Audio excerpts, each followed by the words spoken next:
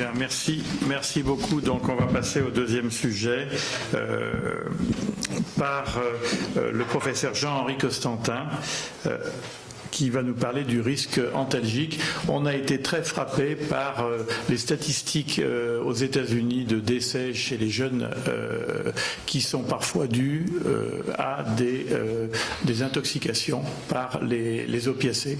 Et donc je pense que là, cet exposé a vraiment toute sa place dans le risque en chirurgie, puisque beaucoup d'antalgiques sont prescrits par les chirurgiens. Donc Jean-Henri Costantin est membre de l'Académie nationale de médecine et également de pharmacie. Merci. Merci, Monsieur le Président, Monsieur le Secrétaire général, Messieurs les académiciens. C'est avec plaisir que j'ai souscrit à l'invitation qui m'était faite de venir vous parler donc du risque antalgique qui concerne bien sûr la chirurgie, mais toutes autres disciplines médicales. Ce qui attire l'attention actuellement, ce qui focalise l'attention, c'est effectivement la crise des opioïdes aux États-Unis, et en particulier de certaines molécules que sont les anilinopipéridines. Permettez aux chimistes que j'ai été, l'aniline, c'est un noyau benzénique aminé, et la pipéridine, c'est ce noyau hétérocyclique. Et bien sur ce schéma, une multitude de radicaux peuvent être greffés, aboutissant à une très large diversité de molécules. J'ai cité les plus communes, le fentanyl, 100 fois plus actif que la morphine, et nous trouvons ensuite des produits qui deviennent presque des poisons de guerre, qui pulvérisés sur le champ de bataille, arrivent à créer des effets incapacitants. Carfentanil, sufentanil, lofentamil, rémifentanil. Nous sommes à des doses actives de l'ordre du microgramme, du millionième de gramme par kilogramme de poids corporel. Aux États-Unis, amorcées d'abord par des prescriptions abusives d'analgésiques, ces molécules ont été utilisées à des fins thérapeutiques, mais bientôt ont fait l'objet de trafic. Et donc, on estime qu'aux États-Unis, 5% de la population mondiale seulement consomme 80% des opioïdes. Il y a quelques années, les Français, les médecins français, se sont fait admonester sur leur pusillanimité à prescrire donc des antalgiques forts, comme s'ils avaient un certain dédain, un certain mépris, une certaine négligence pour la souffrance de leurs patients. Ils savaient, ces médecins français, que nous occupons, en Europe en particulier, une position particulièrement vulnérable. Sachez par exemple qu'en matière de cannabis, nous sommes sur les 18 États membres de l'Union européenne et de loin les plus gros consommateurs. Qu'en matière de psychotropes, qu'en matière d'analgésiques, d'hypnotiques, de tranquillisants, nous sommes dans les premiers rangs quand nous n'occupons pas le premier rang.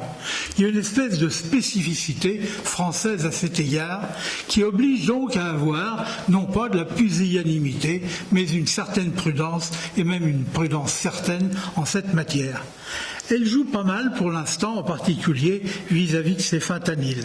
En tout cas, aux États-Unis, l'an passé, 16 000 morts sont le fait de cette crise des opioïdes. C'est bien plus que la somme des accidents de la route aux États-Unis et que des accidents par arme à feu qui défraient pourtant très largement la chronique. Les opioïdes en France, situation rassurante, si je puis dire, nous ne connaissons que 800 overdoses annuelles, 200 du fait de molécules qui ont été prescrites, 600 qui sont le fait donc de trafic, d'une obtention illicite. Néanmoins, et là le système est prêt éventuellement à s'enflammer. Les toupes et là, il faut n'y point mettre l'allumette. 10 millions de Français ont bénéficié, entre guillemets, de la prescription d'un opioïde en 2015. Et la médecine générale est particulièrement généreuse à cet égard. Dans l'ordre des molécules prescrites, au premier rang, le tramadol, suivi de la codéine, méthylmorphine, suivi de la morphine, suivi de l'oxycodone, puis de la buprénorphine et de la méthadone. Ces dernières étant, je pense à la buprénorphine à haut dosage et la méthadone, utilisées à des fins de substitution à l'héroïne lorsque l'on veut faire rompre l'héroïnomane avec en particulier son comportement injecteur et tous les méfaits qui lui sont attachés. Le problème, et c'est là qu'on voit la vulnérabilité française à cet égard, c'est que plus de la moitié du marché de la buprénorphine est détourné.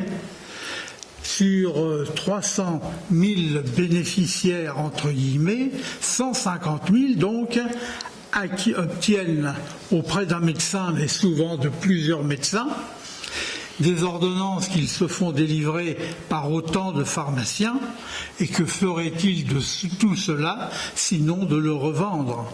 De le revendre à qui? À de jeunes toxicophiles qui n'avaient pas encore emprunté le chemin des molécules opioïdes. Il y a là un véritable problème sur lequel les pouvoirs publics ferment les yeux, et ceci confine au scandale et même au drame, mais volontiers tu par les médias. D'autant que cela a été fait pour faire rompre le toxicomane avec le comportement injecteur de l'héroïne, mais cette buprénorphine est de plus en plus injectée. Il y a pourtant les éléments qui permettent d'échapper à cela. Ça s'appelle la suboxone, qui est une association de buprénorphine et de naloxone, qui, prise par voie sublinguale, n'entrave pas du tout les effets attendus de la buprénorphine, qui est d'occuper les récepteurs opioïdes cérébraux, mais mise en solution et injectée, l'analoxone, qui est un antagoniste des récepteurs opioïdes, non seulement prévient les effets de shoot inhérents à l'injection de buprénorphine, mais qui plus est peut déclencher un syndrome d'abstinence. Si c'est essayé une fois, on ne recommence jamais. On a donc l'outil. Eh bien, la suboxone est tellement peu prescrite en France que le laboratoire envisage de la retirer du marché français. Il y a aussi d'ailleurs les génériques de la buprénorphine à haut dosage. Pourquoi ne sont-ils pas prescrits ou ne représentent que 10% des prescriptions? C'est parce que le résidu insoluble est tel que le sujet qui se sert du surnageant pour se l'injecter n'y trouve pas sa dose. Donc il y a là une énorme hypocrisie et il y a quelque chose qui devrait être en fait rapidement corrigé avant que nous nous retrouvions dans la situation qui est la situation américaine. Analgésier, soulager en se prémunissant des risques d'addiction. Les principaux antalgiques, je vous les rappelle, les 3 paliers de l'OMS, avec en particulier l'aspirine, plus guère utilisée à des fins antalgiques, le paracétamol ô combien, les anti-inflammatoires non stéroïdiens, qui, à des doses qui ne sont pas encore des doses anti-inflammatoires, développent des effets analgésiques puissants. Les glycocorticoïdes, le néphopam, l'Acupan. Palier 2, les cannabinoïdes qui défraient la chronique. On essaie actuellement de situer sur le plan thérapeutique les cannabinoïdes en se disant que si c'est bon pour tous, on ne voit pas pourquoi on ne libérerait pas ces produits à des fins récréatives. Et puis il y a les opioïdes faibles avec codéine, dihydrocodéine et le tramadol. Le tramadol qui paraît très anodin, mais je ne vais pas être plus long sur ce caractère anodin. Et puis enfin les opioïdes forts, buprénorphine dont on vient de dire un mot, la méthadone, l'hydromorphone, l'oxycodone, la morphine et le fentanyl. Eh bien, il faut savoir que à partir du moment où un traitement apporte au sujet qui présente un trouble, un inconfort, que sais-je, la suppression de ce trouble et de cet inconfort, quelle que soit la molécule, cela incite évidemment à un usage répétitif, à un usage abusif. C'est vrai pour les vasoconstricteurs nasaux. Je me souviens avoir expliqué à des étudiants qu'au long cours, il y avait des modifications des membranes de telle sorte que ça pouvait se terminer par des désobstructions chirurgicales et que 3 pulvérisations dans la journée qui étaient efficaces au début allaient mener bientôt à un usage quasiment permanent. Et il y avait un étudiant qui, de la main droite, enregistrait son cours et de l'autre n'a pas cessé pendant celui-ci de continuer ses pulvérisations. Tout ce qui apporte effectivement du confort incite à l'us puis à l'abus. C'est vrai de l'insomnie versus les hypnotiques, c'est vrai de l'anxiété versus les anxiolytiques, c'est vrai de la douleur morale vis-à-vis des antidépresseurs, bien sûr de la douleur physique vis-à-vis des antalgiques, mais aussi des laxatifs chez le constipé, et je le disais, de l'obstruction nasale avec les vasoconstricteurs. Eh bien, quel est le commun dénominateur de ces agents dont l'usage mène à l'abus? Et donc, très rapidement, petite incursion dans le domaine de la neurobiologie. Il existe, dans la partie postérieure de notre cerveau, coupe sagittale d'un cerveau de rat, il existe un ensemble de neurones au nombre de quelques dizaines de milliers de neurones dopaminergiques qui projettent de façon homolatérale sur ce qu'on appelle le striatum ventral ou noyau accumbens. Eh bien, ce sont les neurones dopaminergiques mésoacombiques. Et il n'est pas de plaisir, de quelque nature qu'il soit, qui ne procède d'une intensification de la transmission dopaminergique, de la libération de dopamine, au niveau donc des terminaisons de ces neurones mésoacombiques. Et donc, ce noyau accumbens, dans un livre que j'ai consacré à la dopamine dans tous ses états, je l'ai appelé l'entonnoir dopaminergique du plaisir. Et donc, il s'agit du tétrahydrocannabinol, de l'alcool, de la cocaïne, de l'amphétamine, de l'autostimulation de récompense chez le rat, qu'il s'agisse de la nicotine, de la morphine, de l'héroïne, des catinones, que sais-je, en agissant sur des pédales, c'est-à-dire en stimulant des récepteurs différents par nature. Ils convergent vers une voie finale commune, ces neurones dopaminergiques mésoacombiques, en produisant une libération de dopamine dans le noyau accumbens qui suscite une sensation de plaisir. Et c'est le lot de tous les antalgiques de palier 2 et de palier 3. Donc, avant de recourir à ces molécules, il faut appréhender la vulnérabilité du patient au processus addictif. Y a-t-il des antécédents familiaux d'addiction ? Y a-t-il une tabacodépendance ? Y a-t-il une alcoolodépendance ? Le sujet est-il dépendant au cannabis ? Et c'est une question à poser fréquemment. Sachez qu'il existe quand même dans notre pays 1 600 000 usagers réguliers de cannabis. Est-ce que ces sujets présentent des troubles psychiques du type anxiété, dépression, schizophrénie, qui sont des situations qui recrutent, lorsque l'on est confronté aux agents toxicomanogènes, des addictions? Est-ce que ces sujets ont une dépendance à des agents psychotropes, hypnotiques, anxiolytiques, antidépresseurs? Ces sujets ont-ils un faible degré de résistance à la douleur? Et ce n'est qu'après avoir établi en quelque sorte le score de vulnérabilité aux addictions qu'alors on va pouvoir choisir le produit qui semble le plus adapté.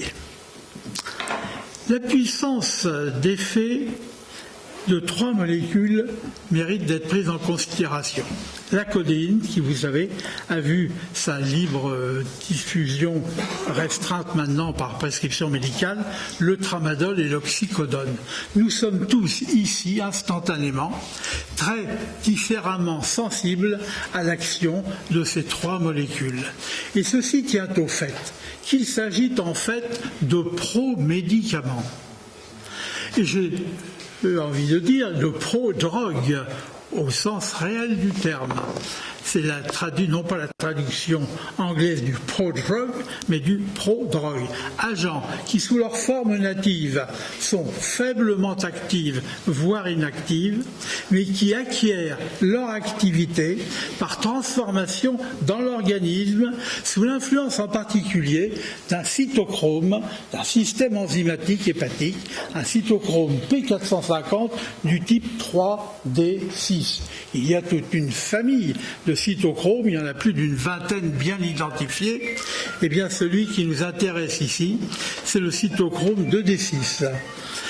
Il a des aspects pharmacogénétiques et chez certains, cette enzyme est très puissamment exprimée. Et dès lors, la conversion de la codéine en morphine sera intense, alors que chez d'autres, elle sera bien moins importante. Eh bien, il en va de même pour le tramadol, il en va de même pour l'oxycodone. Et dès lors, on devrait, avant d'administrer ces molécules, mais ce serait bien compliqué, établir en fait l'intensité d'activité de ce cytochrome P450 au niveau hépatique, avant de savoir si l'on peut donner en toute innocence ces molécules ou si l'on doit être particulièrement prudent. Je ne parlerai pas du tétrahydrocannabinol qui défraie la chronique, si ce n'est pour vous dire que cela n'est pas un candidat, justifiant donc son usage à des fins antalgiques. Son efficacité est modérée, il donne lieu à tolérance et en particulier à addiction. 20% de ceux qui l'ont essayé l'ont adopté. Une formule, et je termine, une formule paraît devoir être prise en considération lorsque l'on donne un opioïde.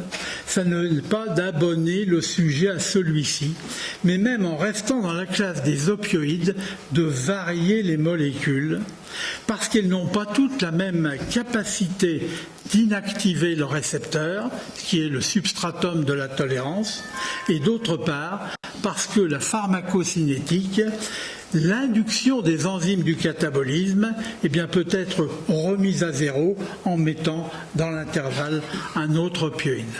Bref, l'affaire n'est pas simple, je ne prétendais pas vous aider à trancher, mais à attirer votre attention sur un certain nombre de problèmes et qui donc doivent être prises en considération si nous ne voulons pas nous retrouver dans quelques années dans la situation américaine. Je vous remercie de votre attention.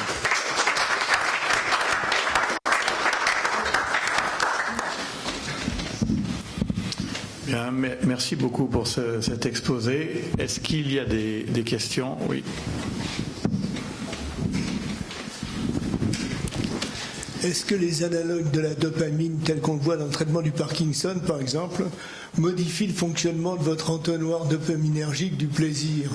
Alors oui, sans doute, le fait de stimuler les récepteurs dopaminergiques du type D2 de ce striatum ventral ou noyau accumbens contribue à un certain degré à cette sensation de plaisir et donc une certaine dépendance s'installe à cet égard.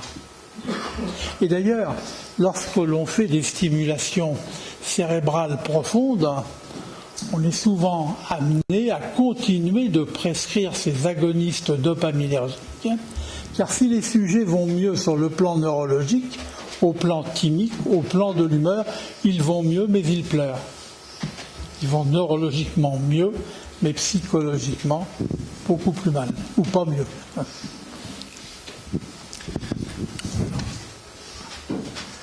Oui. Docteur Leger. Bonjour, merci de votre intervention. Est-ce que vous ne pensez pas qu'on a un peu banalisé les antalgiques et que tout ce que vous venez de nous dire, c'est pas assez enseigné? J'en prends pour preuve que j'ai eu plusieurs dossiers cette année de patientes âgées à qui on a donné de l'accupant et qu'on fait des cécités en post-opératoire parce que l'accupant est tellement banalisé comme le paracétamol qu'on a des effets secondaires auxquels même les médecins ne s'attendent pas. Est-ce que vous ne pensez pas qu'on devrait insister, comme vous venez de le faire, sur cette formation sur les antalgiques?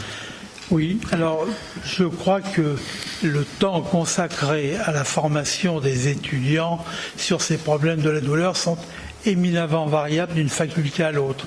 Il y a eu donc des enseignements complémentaires spécifiques qui suscitent un réel intérêt parce que justement il y a un déficit assez générale.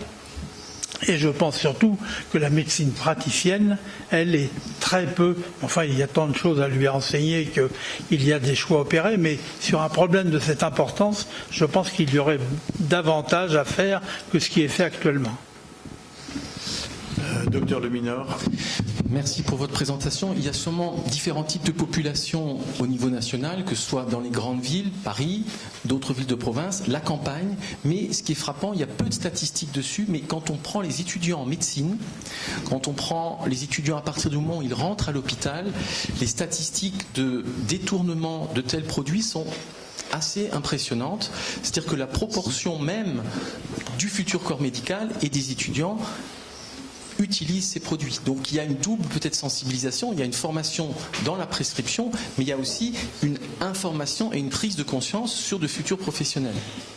Je compare en particulier l'incidence des addictions des gens de ma génération et de ceux de mes petits-fils actuellement. Eh bien, je suis effectivement effrayé. Bon, il y avait l'alcool a toujours été. Mais je suis effrayé actuellement par l'intrusion extrêmement importante, au-delà du concours de la Paces, des petits groupes, des petites coopératives d'achat du cannabis, etc., au sein de nos facultés. Du recours en particulier au dopage. Je fais partie de l'agence collège de l'Agence française de lutte contre le dopage. Il n'y a pas que le monde sportif qui se dope, le monde étudiant et en particulier médical, eh bien, n'y est pas étranger.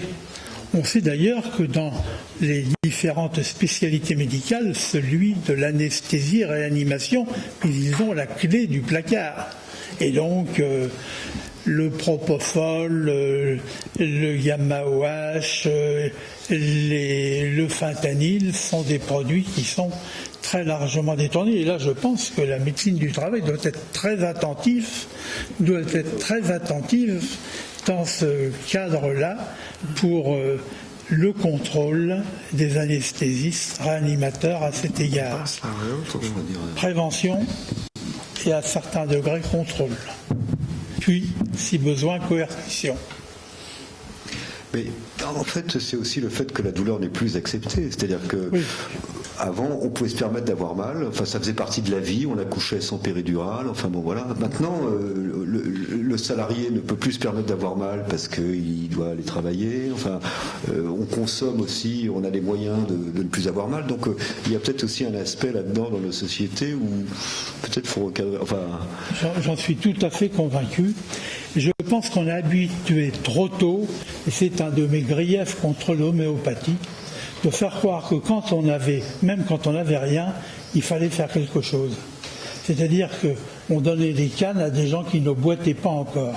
Et on a installé dans l'esprit, dans le jeune public, depuis donc le plus jeune âge, on a installé l'idée que face à tout inconfort, il y avait une solution. Et ça, cette médicalisation de tout, clairement, intervient à cet égard. On n'a plus le droit d'avoir froid ni d'avoir faim, mais on n'a plus le droit de souffrir non plus dans la chanson des... Effectivement, c'est assez frappant. En consultation maintenant, on voit des gens qui vous disent tiens, s'il vous plaît, puisque vous me donnez des inhibiteurs de la pompe à protons, mettez-moi aussi 2 boîtes de codéine. Alors on leur dit mais est-ce que vous avez mal? Non, mais c'est au cas où. Alors ça n'existait pas avant ça. Oui, non, mais je crois que vous récupérez très bien un des aspects du problème. Bien, merci beaucoup. Merci.